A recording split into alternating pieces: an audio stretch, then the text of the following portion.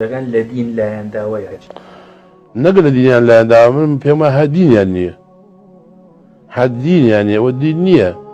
پێغەمبەر صلی الله عليه وسلم فەرمووی لە ئاخر زمانە کۆمەڵێ پیا ئەون قورئان خوێن وەسفیانەکە کە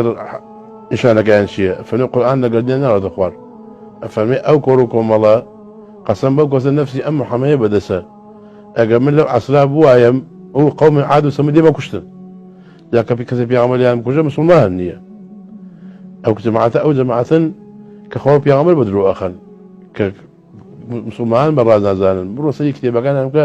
حەچی سەحابە و پیاوی گەورە و دۆستی خوایە ئەولیاکانە و خەڵک موشریک ئەزان بە کافر ئەزان ئەوەی کە خزمەتی ئیسلامی کرێ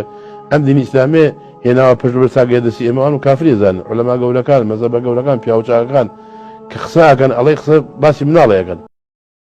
جگە لە ئەڵڵا کەسی تر شایستەی پەرستن نییە جا کەسانێکی یعنی خوڕافی کەسانێکی گومڕا سەر لێ شێوە و لێرە و لەوێ کە دەبیستین قسە دەکەن پرسیاری سەلەفیان لێ دەکرێت ئایا ئەمانە لە دین لایەنداوە دەڵێ هەر دینیان نییە بەڵێ دینی شەریک پەرستی و گۆڕپەرستی تۆمان نییە ئەمما دینی تەوحید و تەنها خواپەرستی شکری خوا دەکەین شانازی پێوە دەکەین سەرمان پێوە بەرزە و خەڵکی بۆ لابانگ دەکەین ئەمما ئەو دینە خوڕافەتەی کە تۆ لەسەریت کە شەخسێک دەپەرستی بۆیە خوای گەورە کردویتی بە ورچێک ئەومان نییە الحەمدولله خوا لەوە ڕزگاری کردوین بەڵام خواپەرستی شانازی پێوە دەکەین و حەمدی خوای گەورەی لەسەر دەکەین بۆیە کە بڵێ وەڵامانە دینیان نییە ڕاست دەکەی ئەو دینەی ئێوەمان نییە لەکم دینکم وەلیە دین خوای گەورە بە پێغەمبەری فەرموو عەلەیهی الصەڵات وەسسەلام قل یا ئەیها الکافرون لا أعبد ما تعبدون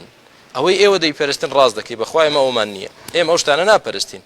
جاکە بڵێ ئەو دینەیان نییە صەدەقت ڕاست مع أنك كذوب بەڵام ڕاست ئەو دینەمان نییە ناچین ئێمە شەخسێک بپەرستین قەبرێک بپەرستین هانا بۆ مردوویەک ببین ئەو شتانە ناکەین ئەمما ئیدعای تر درۆی ترکە ئەمانە سەحابەیان پێ کافرە و خەڵکیان پێ کافرە حاشا وەکەلا مسلمانمان بەلاوە مسلمانە